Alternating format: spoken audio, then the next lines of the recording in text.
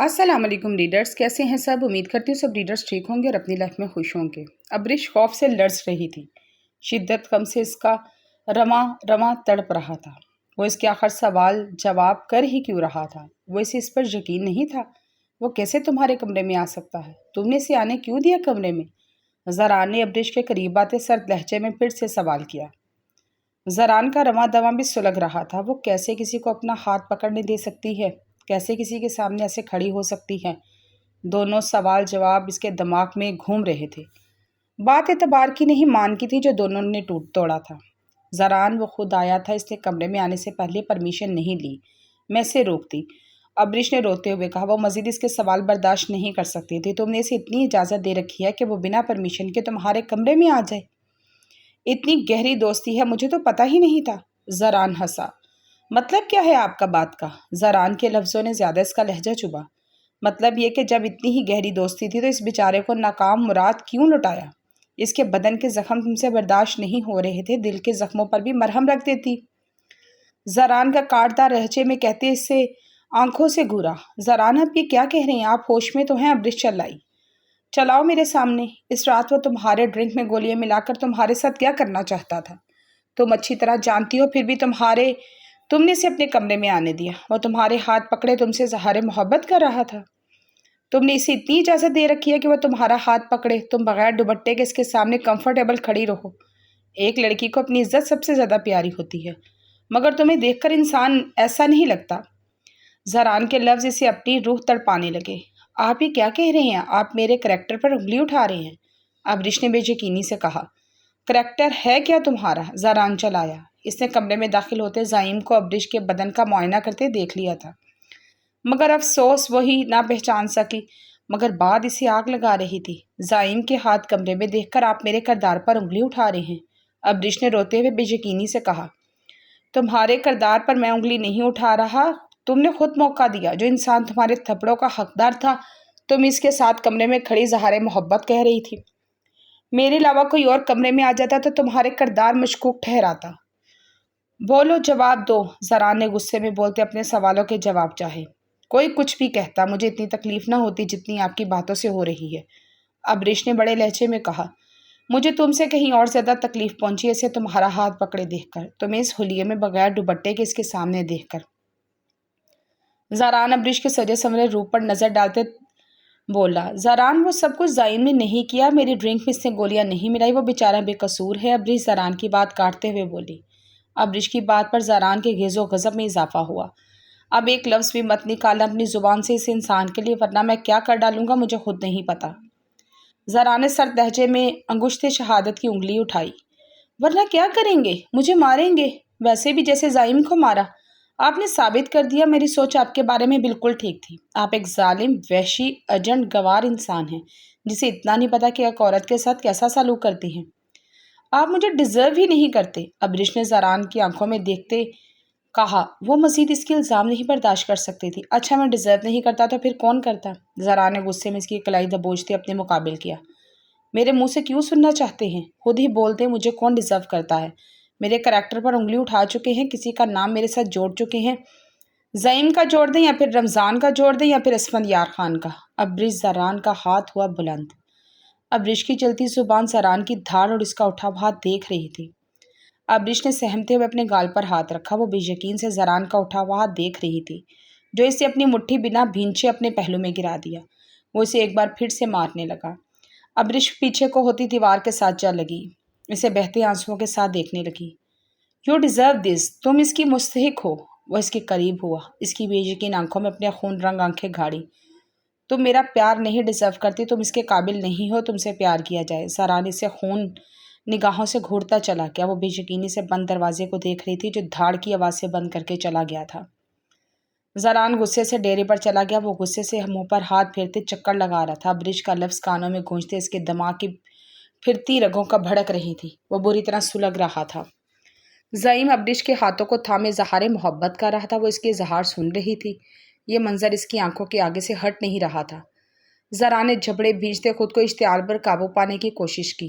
وہ اپنی گھنی مونچھوں پر ہاتھ پھیرتے پلٹا۔ اپنے جبڑے پر پڑنے والے زوردار مکے میں ایک پل کے لیے اس کی آنکھوں کے آگے اندھیرا سا چھا گیا۔ وہ ابھی سنبھل نہیں پایا تھا کہ ایک اور مکہ اس کے منہ پر پڑا۔ زران خانزادہ نے اپنے ہونٹ سے نکلے خون کو انگوٹھے سے صاف کرتے اسفندیار خان کو نگاہوں سے گھور کر دیکھا۔ وہ آگے ہی تپا ہوا تھا۔ اس ٹائم اسفندیار خان کے مکوں نے اس کے اشتعال میں مزید اضافہ کر دیا۔ اس سے پہلے اسفندیار خان اسے ایک اور مکہ مارتا، زران خانزادہ نے اس کے ہاتھ کو مضبوطی سے جھکڑے اس کو وارن کیا، دوسرے ہاتھ سے مقابلہ اسفندیار خان کے منہ پر مارا۔ زران کی ضرب اسفندیار خان کی ضرب سے کافی شدید تھی۔ اسفندیار خان کے قدم لڑکھڑائے۔ زران نے پہلے سے بھی زیادہ قوت سے اسفندیار خان کے جبڑے پر اپنے بھاری ہاتھ کے مکے کی ضرب لگائی۔ کوئی شرم لحاظ ہے تم میں؟ اسفندیار خان اپنے جبڑے پر ہاتھ رکھے غصے سے چیخا۔ اسفند اپنی بکواس بند کرو، میرا دماغ آگے ہی بہت خراب ہے۔ آج میں تمہاری جان لے لوں گا، اس لیے یہاں سے چلے جاؤ۔ زران اسفند کو گھورتے قہربار لہجے میں بولا، میری جان تو لے لیتے، اچھا تھا جو تم لفظوں کی مار کر آئے ہو ابریش کو وہ نہ کرتے۔ اسفندیار خان نے جواباً زران کو کڑوے تیوروں سے گھورا۔ زران نے لب بھینچتے ہوئے اسفند کی بات سنی۔ تمہیں یہ سب کس نے بتایا؟ ابریش نے سب کچھ کہا تم سے؟ زران خانزادہ کے لہجے کا سٹ پن بڑھا۔ وہ کیوں کہے گی مجھ سے؟ میرا رشتہ تم سے ابریش سے نہیں، وہ مجھ سے تیری شکایتیں کرتی پھرے۔ اسفندیار خان کی آنکھوں کا بھی سرد بڑھا۔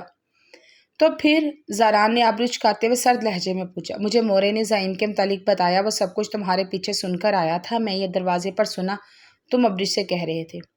اسفندیار خان نے غصے سے کہا، تمہیں میرے پیچھے نہیں آنا چاہیے تھا۔ وہ میرا اور ابریش کا معاملہ تھا۔ زران نے ناگواریت سے اسے کہا۔ زران تم یہ جو سب تمہیں لگتا ہے نا کہ وہ تمہارا اور ابریش کا معاملہ ہے، تمہاری آواز باہر تک آ رہی تھی، کوئی اور سن لیتا تو کیا کہتا؟ اسفند نے لب بھینچے۔ میں کسی کو وضاحت دینے کا پابند نہیں اور تمہیں تو بالکل بھی نہیں، اس لیے مجھے اکیلا چھوڑ دو، زران نے کہتے غصے سے رخ موڑ لیا۔ مجھے مت وضاحت دو، جا کے اپنی وضاحت دو اپنے لفظوں کی جس سے تم شدید محبت کا دعویٰ کرتے ہو۔ اسفندیار خان کی بات پر زران نے رخ پلٹتے سے سرد نظروں سے گھورا۔ دور رہو میرے اور ابریش کے معاملے سے۔ زران نے اس کے قریب آتے شہادت کی انگلی اٹھائی، اسے کڑوے تیوروں سے دیکھا۔ محبت کا دعویٰ بھی کرتے ہو اور اپنی محبت کو کٹہرے میں کھڑا بھی کرتے ہو، یہ کیسی محبت ہے؟ اسفندیار خان طنزیہ مسکرایا۔ میں نے اسے کٹہرے میں کھڑا نہیں کیا، آپ نے سلگتے دل کے ہاتھوں مجبور ہوتے کچھ سوالات کیے۔ زران غصے سے بولا، ان سوالات میں تمہاری بے اعتباری کی بو آ رہی ہے۔ اسفند کا لہجہ کڑوا ہوا۔ بے اعتباری کی بو نہیں، ان سوالات میں جلتے شعلے بھی تھے جو کب سے مجھے جلا کر خاکستر کر رہے تھے، وہ شاید تم نے محسوس نہیں کیے۔ زران نے اپنی سرخ آنکھوں اسفندیار پر گھارتے ہوئے سے لم بھیجے۔ زعیم کا ابریش کا ہاتھ پکڑے ہوئے منظر ایک بار پھر آنکھوں کے سامنے آیا تو زران بے بسی سے دیوار پر مکہ مار کے رہ گیا۔ میں خود سے زیادہ اعتبار کرتا ہوں اس پر، اگر اس پر اعتبار نہ کرتا اسے کبھی اپنی عزت بنانے کا نہ سوچتا۔ وہ محبت نہیں، جنون ہے میرا۔ آئندہ یہ بات کبھی نہ کرنا کہ مجھ سے بھول جاؤں گا کہ تم میرے دوست ہو۔ زران نے سخت لہجے میں تنبیہ کی، اعتبار کرنے والے یوں کبھی بھی اپنے لفظوں سے دل چھلنی نہیں کرتے۔ ابریش کو اپنا جنون بنانے کی بجائے صرف اسے اپنی عزت رکھو۔ اسفند ایک ایک لفظ چباتے ہوئے چلا گیا۔ زران خانزادہ غصے سے منہ پر ہاتھ پھیرتے اپنی گاڑی کی طرف بڑھا۔ زران خانزادہ کی گاڑی کا رخ حویلی کی طرف تھا۔ زران خانزادہ وائٹ شلوار قمیض پہنے، کندھوں پر وائٹ شال اوڑھے اپنے کمرے سے نکلتا مردان خانے کی طرف بڑھا۔ تھوڑی ہی دیر میں اس کا ابریش کا نکاح تھا۔ مردان خانے میں داخل ہوتے زران خانزادہ نے غیر معمولی خاموشی محسوس کی۔ سمیع اللہ خان کے چہرے پر سرخی کی آمیزش شامل تھی۔ درایت خان ابدر خان کی بھی ضرورت سے زیادہ خاموش تھے۔ ارحم خانزادہ بھی خاموشی سے لب بھینچ بیٹھا۔ اس کے آتے ہی شہرام خانزادہ مردان خانے سے نکل گیا۔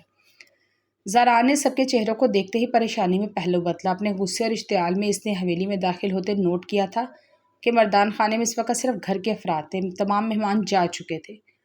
زران نے ایک بار پھر بے چینی سے پہلو بدلا۔ اسے کچھ انہونی کا احساس ہوا۔ سب کے تنے ہوئے چہرے کو دیکھتے وہ یکدم چونکا۔ مردان خانے کی بیٹھک میں کوئی بھی مہمان نہیں تھا۔ اسے احساس ہوا تھا کہ جب وہ حویلی میں داخل ہوا تھا مہمانوں کی گاڑیاں باہر گیٹ پر نہیں تھیں۔ نکاح میں چند ہی عزیزوں کو بلائے گا تھا، مگر وہ لوگ اب نہیں تھے۔ سب کے سرخ ہوتے ہوئے اشتعال چہرے کچھ بھی ٹھیک نہیں لگ رہا تھا۔ زران خانزادہ کو ایک لمحے میں سب کچھ سمجھ آ گیا۔ وہ سب کے سرخ آنکھوں میں دیکھتا غیظ و غضب سے زنان خانے کی طرف بڑھا۔ زنان خانے میں روتی ہوئی مینا خانم کو دیکھ کر وہ ٹھٹک کر دروازے میں ہی رکا۔ زہلے ایک طرف شرمندے سے نظریں جھکائے بیٹھی تھی، عبیر بہاریں سب کے چہرے تنے ہوئے تھے۔ ابریش کہاں ہے؟ زران خانزادہ کو اپنی آواز کھائی ہوئی عتی محسوس ہوئی۔ امینا خانم صوفے سے اٹھتی زران کی طرف بڑھی۔ ابریش کہاں ہے مورے؟ اب کی بار زران چیخا۔ وہ حویلی سے بھاگ گیا ہے۔ امینا خانم کی بات پر وہ آندھیوں کی زد میں آ گیا تھا، پورا وجود زلزلوں کی زد میں ہے۔ زران نے مٹھیاں بھیجے سب کو ایک نظر دیکھا۔ دوسرے لمحے وہ امینہ خانم کی پکار نظر انداز کرتے لمبے لمبے ڈھک بھرتا اپنے کمرے کی طرف بڑھا۔ اپنے بیڈ کی سائڈ ٹیبل سے پسٹل نکالتے وہ تیزی سے روم کی طرف نکلا اور حویلی سے باہر آیا۔ گیٹ کھولو دلدار خان، زران پوری قوت سے چہلایا۔ دلدار خان نے جلدی سے گیٹ کھولا۔ رمضان بھاگتے ہوئے زران کی طرف آیا، زران کے ہاتھ کے اشارے سے اسے روکا۔ وہ اپنی گاڑی میں بیٹھا حویلی سے نکل گیا۔ وہ سرخ چہرہ لیے اپنے جبرے بھینچے بہت ریش ڈرائیونگ کر رہا تھا۔ زران نے گاڑی کی سپیڈ خطرناک حد تک بڑھاتے اسٹیئرنگ پر زور سے مکہ مارا۔ جان سے مار ڈالوں گا تمہیں، کیسے کر سکتی ہو یہ تم؟ پوری قوت سے چلایا۔ میری عزت کا تماشا بنا کر تم میری زندگی سے نہیں جا سکتی۔ زران نے غصے سے لگاتار اسٹیئرنگ پر مکے مارے۔ ابریش رات کے اندھیرے میں حویلی سے نکل آئی تھی۔ وہ پاگلوں کی طرح گاڑی چلاتے ہوئے سڑکوں پر سے تلاش کر رہا تھا۔ وہ کہیں بھی نہیں تھی۔ وہ اس کی عزت کے ساتھ کھلواڑ کر کے جا چکی تھی، مگر اس اندھیری رات میں حویلی سے بھاگتے ہوئے سے اپنی عزت کا خیال نہیں ہے۔ یہ بات زران کو زیادہ مشتعل کر گئی۔ زران گہرے سانس لیتا ابریش کو ہر جگہ تلاش کر رہا تھا۔ اپنی پسٹل کا چیمبر بڑھاتے ہوئے اس نے پسٹل ڈیش بورڈ پر پٹ کی۔ اگر وہ اسے کہیں بھی نظر آتی وہ یقیناً آج اسے گولی مار دیتا۔ اس وقت اس کا دماغ سوچنے سمجھنے کی صلاحیت کھو چکا تھا۔ وہ اس کے ساتھ ایسا کیسا کر سکتی ہے؟ وہ نکاح کے ٹائم کیسے بھاگ سکتی ہے؟ سوچ سوچ کر اس کے دماغ کی شریانیں پھٹنے کو تھی۔ زران خان زادہ نے اپنی قمیض کی جیب سے فون نکال کر نمبر ڈائل کرتے فون کان کو لگایا۔ رمضان، تمام گارڈز کو لے کر ہر جگہ سے ڈھونڈو، مجھے ہر حال میں چاہیے۔ وہ فون پٹ خواہ۔ تمہیں ایسا نہیں کرنا چاہیے تھا ابریش، میری محبت، میرے جسموں کا تم سے نے اتنی بری طرح مذاق بنایا۔ وہ دل ہی دل میں ابریش سے مخاطب تھا۔ وہ پاگلوں کی طرح سے ڈھونڈ رہا تھا۔ کہاں جا سکتی ہے وہ اتنی جلدی؟ زران ابریش کے لیے بھی پریشان ہوا تھا۔ وہ یہاں سے اکیلے کسی صورت بھی نہیں نکل سکتی تھی۔ پھر وہ کہاں گئی؟ زران نے اضطرابی کیفیت میں گاڑی کی سپیڈ بڑھائی۔ وہ کافی دور نکل آیا تھا۔ جگہ جگہ گاڑی روک کر اسے چیک کیا۔ زران نے غصے سے گاڑی بیک لی۔ اب اس کا رخ دریا کی طرف تھا۔ دل میں ایک امید سی جگی کہ وہ شاید دریا کے کنارے ہوگی۔ آج وہ وہاں بھی نہیں تھی۔ وہ اسے چھوڑنے کا ارادہ نہیں رکھتا تھا۔ وہ حویلی سے باہر قدم نہیں رکھنا چاہیے تھا۔ وہ ریش ڈرائیونگ کرتا ہوا دریا کے کنارے پہنچا۔ گاڑی سے نکل کر وہ دریا کی طرف بڑھا۔ اسے وہاں بھی نہ پا کر اس کا اشتعال میں اضافہ ہوا۔ کیسے کر سکتی ہے وہ اس کے ساتھ؟ اس کی برادری خاندان میں سے منہ دکھانے کے قابل نہیں چھوڑا۔ وہ اپنے بال جھکڑے بری طرح چیخا۔ زران نے غصے سے پھر سے اپنی گاڑی میں بیٹھتے گاڑی سٹارٹ کی۔ اس کا رخ شہر کی طرف تھا۔ اگر وہ اسلام آباد جا چکی تھی اسے واپس لانے کا ارادہ تھا۔ مسلسل بجتے فون کو اس نے غصے میں ڈیش بورڈ پر مارا۔ اسے اب سب پر غصہ آ رہا تھا۔ ابریش حویلی چھوڑ کر جا چکی تھی مگر کسی نے اسے بتانا بھی گوارا نہیں کیا۔ مہمانوں کو بھی واپس بھیج دیا مگر ابریش کے پیچھے کوئی نہیں گیا۔ کیسے اس کی دلہن، اس کی ہونے والی بیوی، وہ لوگ اتنی آرام سے جانے دے سکتے تھے؟ اسے کچھ بھی ہو سکتا ہے، اس کی عزت، اس کی جان خطرہ ہو سکتا ہے۔ وہ زائم بھی تو اسلام آباد میں موجود ہے۔ یہ خیالات ہے وہ مزید بے چین ہوا۔ زران نے اپنے اندر اشتعال غصے کو دباتے ہوئے گاڑی کی سپیڈ بڑھائی۔ مسلسل بجتے فون کو اٹھاتے اس نے کال ریسیو کرتے کان سے لگایا مگر ہیلو کہنا گوارا نہیں کہ یہ پہلی دفعہ تھا جو زران خان زادہ سمیع اللہ خان سے اس طرح پیش آیا۔ زران کی خاموشی محسوس کرتے سمیع اللہ خان غصے سے اپنے لب بھیج گیا۔ حویلی واپس آؤ، سمیع اللہ خان کی سنجیدہ آواز اسپیکر پر گونجی۔ میں ابریش کو لے کر حویلی آؤں گا، اس کے بغیر نہیں آؤں گا، زران نے اسپاٹ لہجے میں جواب دیتے گاڑی کی سپیڈ بڑھائی۔ ابریش، میں نے رحیم خان کے ساتھ اسلام آباد بھیجا ہے۔ سمیع اللہ کی بات پر اس نے اسٹیئرنگ گرفت چھوڑی۔ اس کی گاڑی برے طرح ڈولی۔ آپ یہ کیسے کر سکتے ہیں؟ زران گاڑی سنبھالتے غصے سے بولا۔ حویلی واپس آؤ، بیٹھ کر بات کرتے ہیں۔ سمیع اللہ خان کے اطمینان پر وہ سلکا۔ میں ابریش کو ہر قیمت پر حویلی لے کے آؤں گا۔ اگر اسے زندہ واپس نہ لا سکا تو اس کی جان لے لوں گا۔ زران اب کی بار بولا نہیں تھا، گھر جاتا۔ اگر تم ابھی حویلی واپس نہ آئے تو ہم قسم کھاتا ہے ہم خود کو گولی مار دے گا۔ فیصلہ تم کرنا ہے۔ تم ہمارے جنازے میں شریک ہو گئے، ہم سے بیٹھ کر بات کرنا ہے۔ یہ سمیع اللہ خان اپنی بات کرتے فون بند کر چکے تھے۔ زران نے فون ڈیش بورڈ پر پٹکتے گاڑی کا رخ حویلی کی طرف کیا۔ جب وہ حویلی پہنچا تو بیٹھک میں صرف سمیع اللہ خان موجود تھے۔ آپ ایسا کیسے کر سکتے ہیں؟ آپ نے ابریش کو کیسے جانے دیا؟ زران نے بیٹھک میں قدم رکھتے ہی سوال کیا۔ زندگی میں پہلی مرتبہ اس کی آواز سمیع اللہ خان کے آگے اونچی ہوئی۔ تم ہماری بات کا پہلے جواب دو، آج کیا تماشا لگایا تم نے؟ سمیع اللہ خان نے زران کو کڑوے تیوروں سے گھورتے ہوئے انتہائی درخشتی سے پوچھا۔ دادی اس بات کو چھوڑے، مجھے میری بات کا جواب دے۔ ابریش میری عزت ہے، آپ نے اسے کیسے جانے دیا؟ وہ حویلی کا گیٹ کیسے عبور کر گئی؟ میری اجازت کے بغیر اس کو رحیم خان کے ساتھ کیوں بھیجا؟